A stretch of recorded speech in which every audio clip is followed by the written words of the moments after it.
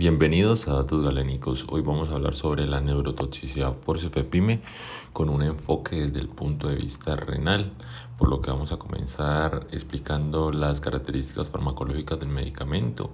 Y si tiene un peso molecular de 480 daltons, una unión a proteínas del 16 al 20%, un volumen de distribución de 0.25 litros por kilo, una vida media en pacientes con función renal normal de 2 horas, en hemodiálisis de 13.5 horas y en diálisis peritoneal de 19 horas, de una cinética de eliminación de primer orden y se excreta sin cambios por vía renal más o menos del 85%. De ahí la importancia de realizar esta charla.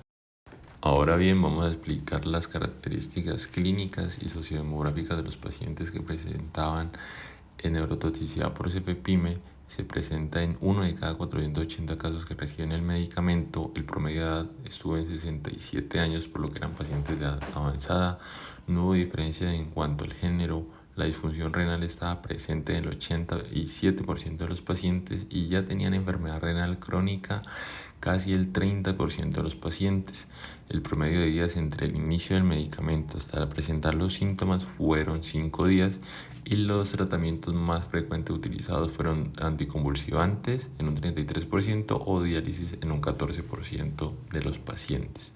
La prevalencia de signos y síntomas fueron disminución del nivel de conciencia, desorientación en un 47%, mioclonías en un 40%, seguido de estatus epiléptico no convulsivo, convulsiones y afasia en un 9% de los pacientes. Es llamativo que a pesar de que el 50% de los pacientes que recibían cefepime tenían una dosis ajustada a función renal, presentaban neurotoxicidad por cefepime, por lo que es muy importante conocer cuáles son los mecanismos fisiopatológicos implicados en esta enfermedad. Y vamos a comenzar con el mecanismo más aceptado, y es que el cefepime se une por inhibición competitiva al receptor de GABA, generando un aumento del potencial de acción, despolarización de las membranas y las manifestaciones que ya vivimos, disminución del nivel de conciencia y demás. Ahora bien, se propone un nuevo mecanismo en el cual el cefepime, que es un beta-lactámico, se va a unir al transportador de cationes orgánicos dependiente de sodio a nivel de los túbulos renales, generando una pérdida urinaria de carnitina, y esto va a llevar a una encefalopatía asociada a hipocarnitemia, y pues que podría también explicar los síntomas que se presentan.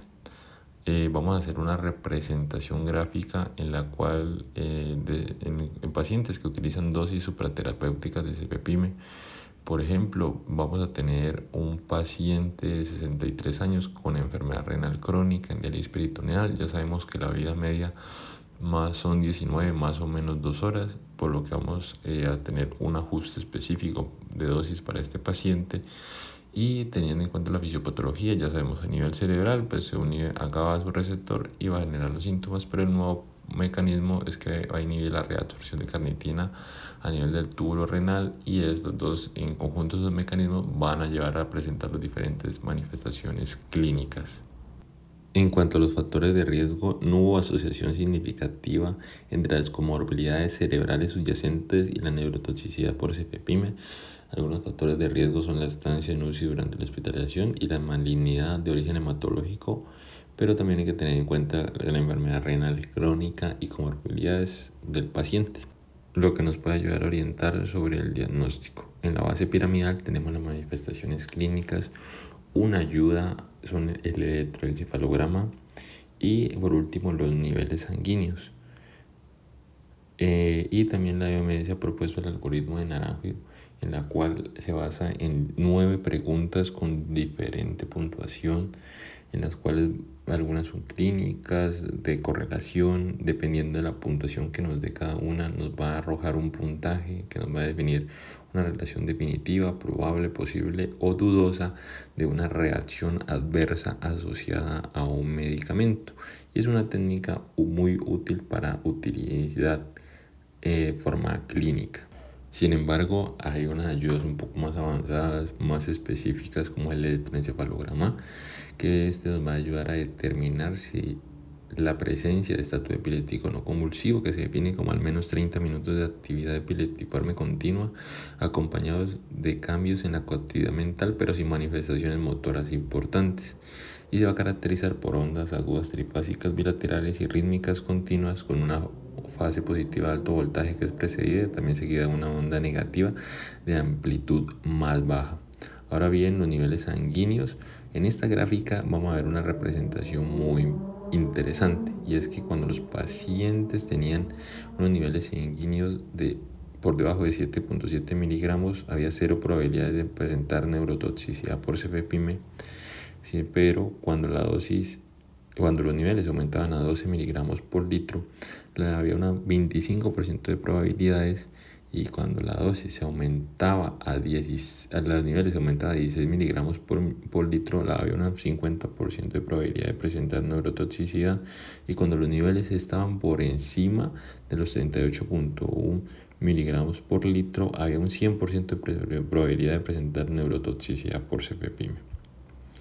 En cuanto al tratamiento, la base piramidal es suspender el medicamento, seguido del ajuste de la dosis, seguido de las benzodiazepinas y por último las terapias de reemplazo renal.